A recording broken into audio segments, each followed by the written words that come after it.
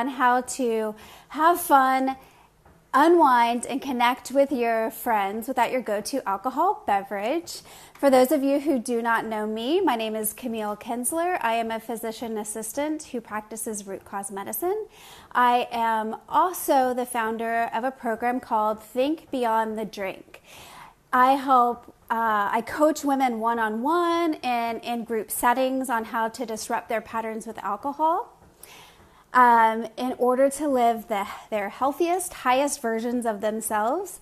Today, we are talking with the beautiful, charming Meghan Sylvester. I'm going to get her. And she is going to just chat with us today about what she has gone through in going, and when she decided that she wanted to disrupt her patterns with alcohol, how she did it, and where she is in that process, and just kind of share with us her experience. So hello, Meghan. Hi, how are you? I am doing wonderfully. Can you go ahead and introduce yourself? Yeah, hey everybody. My name is Meg Sylvester, and I am a mindset coach. And oftentimes I get messages saying, okay, I see you're a mindset coach, so what exactly do you do? And my answer is this. You can think of me as a life coach, as a health coach, and as a spiritual mentor all rolled into one. So what I do is I work with my clients to uncover and to discover and to overcome those deep mental blocks laying way down in the subconscious. Mental blocks that manifest themselves as self-sabotage, as lack of motivation, and as a repetition of those habits and patterns that just continuously limit us and hold us back from connecting to what we want. I'm also a certified functional medicine health coach. So my three main pillars of focus would be health, mental and emotional well-being, and lifestyle. And I love what I do. And it took me years of working in the corporate world, trying to figure out what my purpose was, and then going through my own transformation is what finally allowed me to discover my purpose, through that transformational journey. So I love what I do. I love the women that I work with, and I'm just so blessed to be able to do what I do. Yay! Well, thank you for being on today. You're So, welcome. yeah, so I love having this conversation about how we can disrupt our patterns with alcohol so we can reach that healthiest, highest version of ourselves. And thank you. The women that I've had on have been so brave and so courageous to just speak their story. And I think that women sharing their stories is just so powerful, and connection, and then just to let other women know that they aren't alone. Like if they've ever Right. thought, maybe I had that one glass of wine.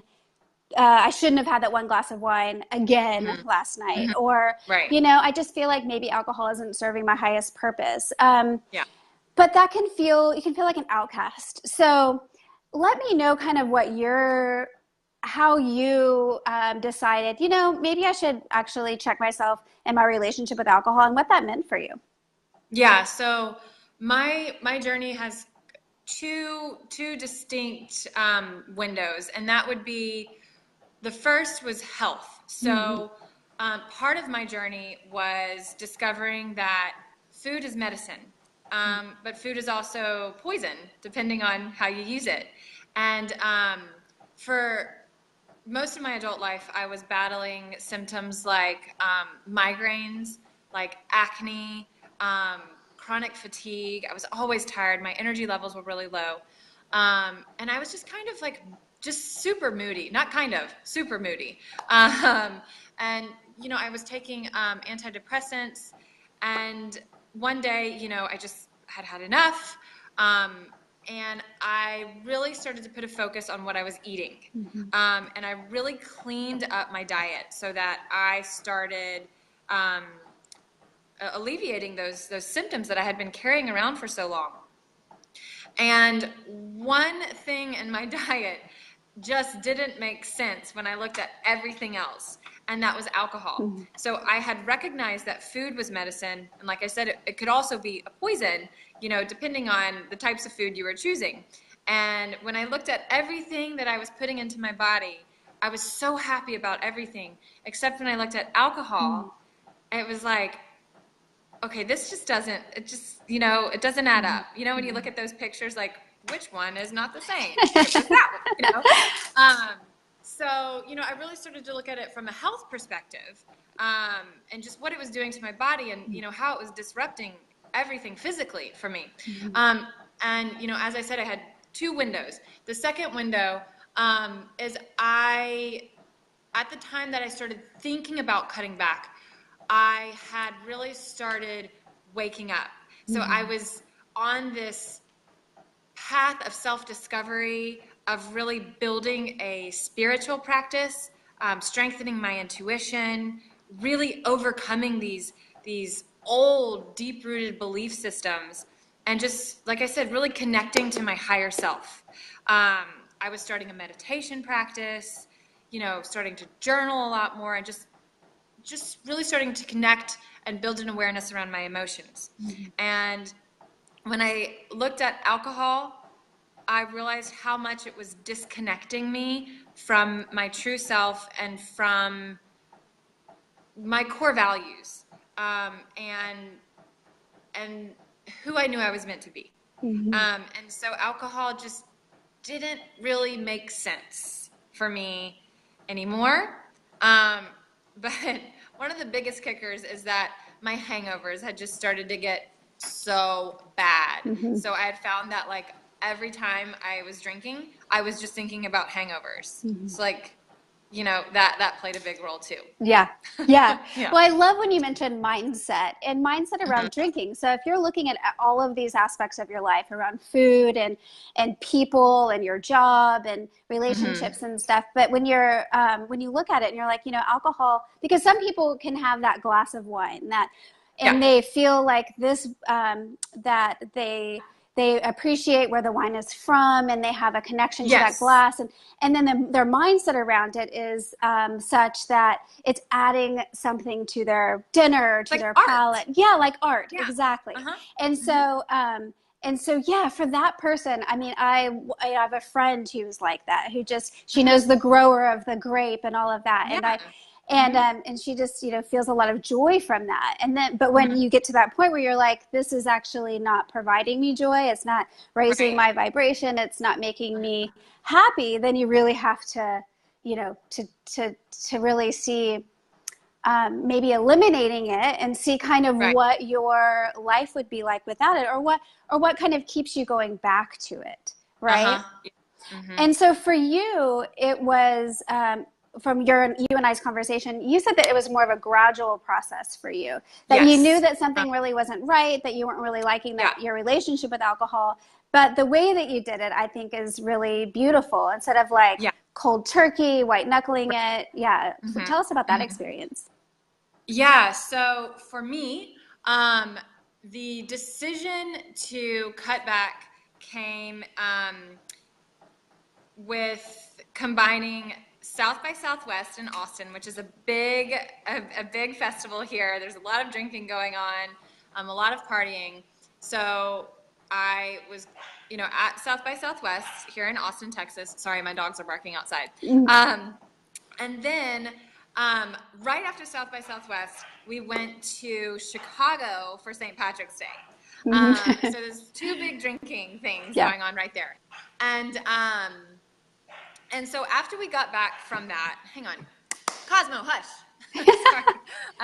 After we got back from St. Patrick's Day in Chicago, I just was really evaluating how I felt, and it was bad.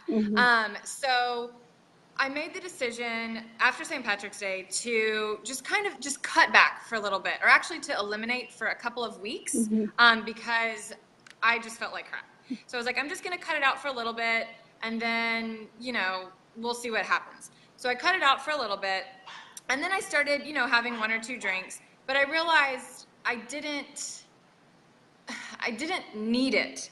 But I was scared to completely cut it out because I thought my social life was just going to fall apart. So I said, you know what, I'm going to go out, I'm going to continue what I'm doing, but I'm going to stop drinking when I feel drunk. And for me, those kind of telltale signs of feeling drunk was like my mouth would kind of start to get numb and I started to slur my words. So I knew as soon as that happened, I was going to stop drinking. So I did that for a couple of weeks. And it was nice to kind of cut myself off before I started getting drunk because the hangovers were not as bad anymore. And then after that, I said, okay, I'm just going to have 2 drinks now when I go out. And then I'm just going to switch to club soda and lime. I'm not going to tell anybody. Nobody's going to know. It's just going to look like my go-to drink, which at the time was tequila and soda. So I'm going to, cut off at 2 drinks. And so I did that for a couple of weeks. And nothing about my social life changed. We were still going out, still going to dinner, still doing all the same things. And during that time, I noticed, I'm actually having more fun. I'm actually able to, have more conversations and, get in less petty arguments. And then I cut it down to 1 drink. And then my husband and I went to Italy. And at that time, I was, I love wine. So when we went to Italy, I said, I'm not going to not drink wine in Italy because we went to the Chianti region, we went to the Prosecco region. But I said, I'm going to enjoy it, like you were saying earlier, for the art of it. And I want to learn about it and enjoy it. And so I didn't cut myself off. I didn't say, no, Meghan, you can't do that. So I enjoyed wine in Italy. We got back from Italy and I said, I'm done. Yeah. And I haven't had a drink since then. But I never once told myself, I am cutting it out right now and I can never have a drink again. And I would like to emphasize that I don't know if this is the right advice for someone who is dealing with alcoholism. Right. So, this is my story. I never battled alcoholism. So I just want to emphasize that point. Right. So, for me, it was never this cut it off right now. You can never have any more again. I just said, I'm making the choice to cut back and then finally cut out because I'm just a happier person. Yeah. And it was very gradual. And something else I'd like to emphasize is, I'm married. I have a husband who, we drank together. And I never once told him, you have to stop drinking because I am. Never had that conversation. In fact, when I made the decision that I was going to stop drinking, I just made it privately with myself. I didn't make a big deal out of it. And then I remember one day in the kitchen, telling my husband, I decided to quit drinking. And he was like, I thought something was different. So yeah, it was very gradual. And, the fact that I just never said, Meghan, you can never do this again. Right. And made it more of a choice.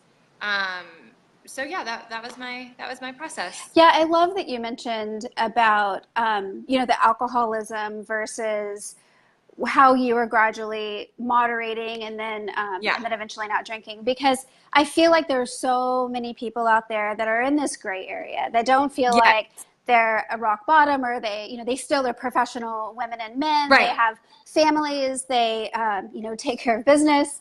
But yet they still feel like that alcohol in some way or another is controlling their lives. It's in all aspects of their lives. I know that, for me when I was taking that 100-day break, is what I really noticed during the first couple of weeks is how it was in every single thing that I did. It was habit. Yeah. Everything. It was at, kids' birthday parties. It was, it was date night. And Halloween. Good Halloween. Exactly. And so that was a huge, I had to make a huge shift in what I focused on. And so can you give us any tips and tricks about how you shifted, because you went out with your partner a lot, your husband a lot. So, and you said that was sort of slow going. And so you would go out and you would have your club soda. Yeah. What other things did you do alone when you would unwind at night, or, what do you do with your partner now? Yeah. So giving up alcohol has been really cool because my husband and I are doing things that we never would have done together before because our go-to was just going out to dinner and going out to get drinks. And now we're spending a lot more time together during the day. We've discovered surfing. So here in Austin, there's a man-made surf park, and we go surfing together all the time. We go on surfing vacations. And I've also found that our family vacations now are more well-rounded, and we're wanting to do things with our kids more now because we can, because the things that we're doing aren't bars and places where kids aren't allowed. So we're outside a lot more. We're going to swimming holes a lot more. We're, we're just hanging out more and just being together more and just talking. And, it's not necessarily feeling like we have to go and do things. It's just enjoying each other's company without feeling like we have to be going somewhere, going and doing something, or missing out. So we still go to events, we still go to dinner, we still go see live music. We travel all the time because we're able to save so much money on babysitters and Uber rides. Right. And, all the money that we were spending. Because, when I drank a lot, and I drank the expensive stuff. So, we're saving a lot more money, so we're able to travel and do lots of things like that. But you asked me about unwinding, right? And how I unwind at the end of the day. And this answer might annoy people, but I don't have the need to quote unquote unwind as much anymore. So part of the reason, as I said earlier, that I gave up alcohol was because I was really building my self-awareness and my spiritual practice. So I am meditating more. I have a more heightened awareness of my emotions during the moment. My stress response tools in the moment have become much stronger, and my connection to myself has become much stronger. So do I have moments of anxiety and overwhelm? Sure, of course. But are they as prevalent as they were when I was drinking? No, because I turned to my tools of self-awareness throughout the day much more than I did when I was drinking, because when I was drinking, it was like, just let me get through this so I can go home and have the glass of wine, or 3 or 4, But now it's just, I'm in the moment and I'm practicing my tools of self-awareness. So unwinding isn't this like necessary event in my life. Yeah. But when I do have those days of anxiety and overwhelm, and the tools aren't just doing the job, Epsom salt bath at the end of the day really helps me to ground. I love reading, self-development, self-actualization books by great spiritual teachers like Wayne Dyer, the Dalai Lama. So, I'll read some of that, or just writing. Sometimes I feel like the word journaling kind of is a little, scares people off. Yeah. So I just say, I'm just gonna free write, just write about my day, write about what comes up. And then my ultimate go-to tool is meditation. I meditate every night, every morning, without fail. And it is so much more powerful than the glass of wine, than the cigarette, than it's what we're seeking when we drink that glass of wine. So meditation for me is my ultimate tool, and it helps me to be a better person. Whereas I don't know if the wine did. Right. I love that. I love that. And then for people who are, rolling their eyes when they hear the word meditate, even deep breathing, even just counting your breaths, like 5 breaths in, hold it, and 5 breaths out, closing your eyes is really a form of meditation too. So just doing, or just taking yourself away from the situation, if that's in your car, or if you're at home with your kids in the bathroom. And so this is another, you and I have a lot in common with the fact that both we would drink with our husbands, and we both have 2 children. So what I noticed, which was a huge deal for me, is that I felt less guilty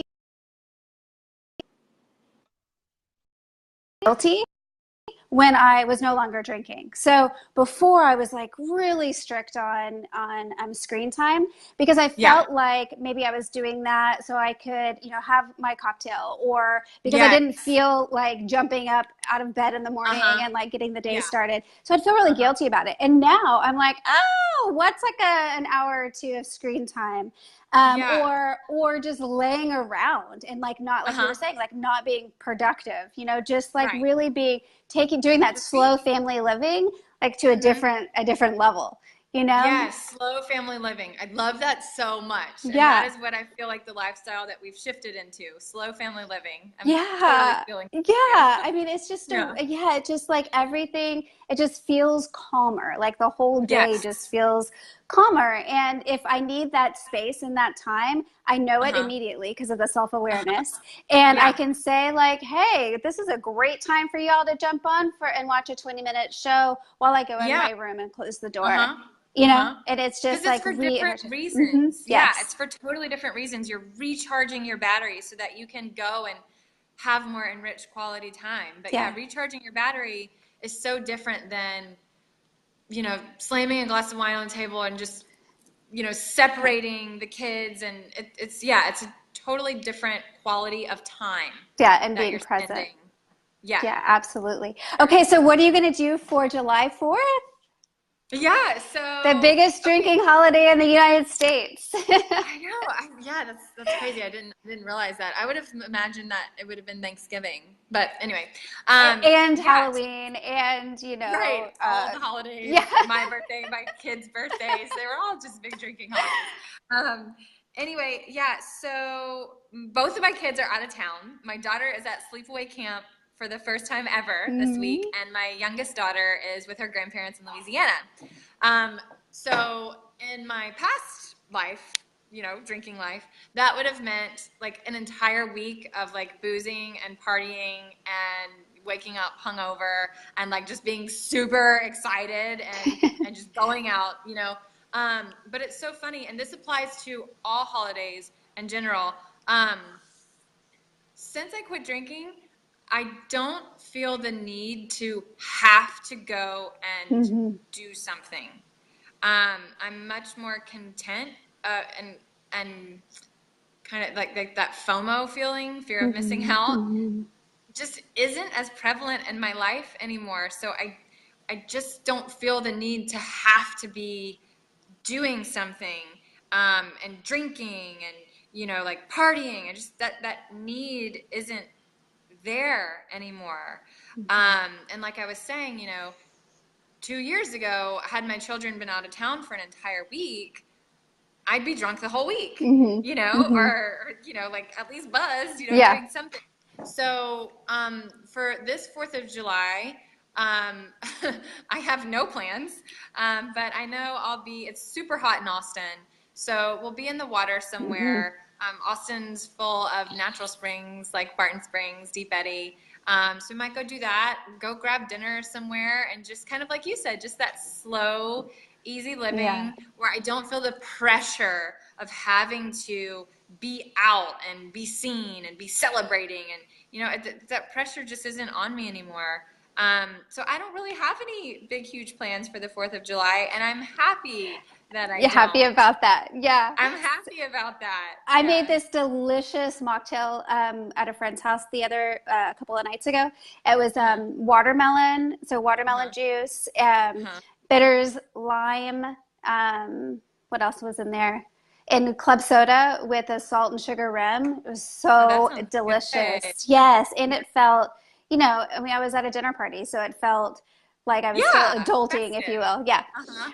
So I'll probably end up doing that, taking that over to a friend's house tomorrow as well. Megan, thank you so much. You're welcome. I would love to let people know that the day after the biggest drinking holiday, I'm going to lead a 10-day cleanse from alcohol. It's basically a choose your own adventure.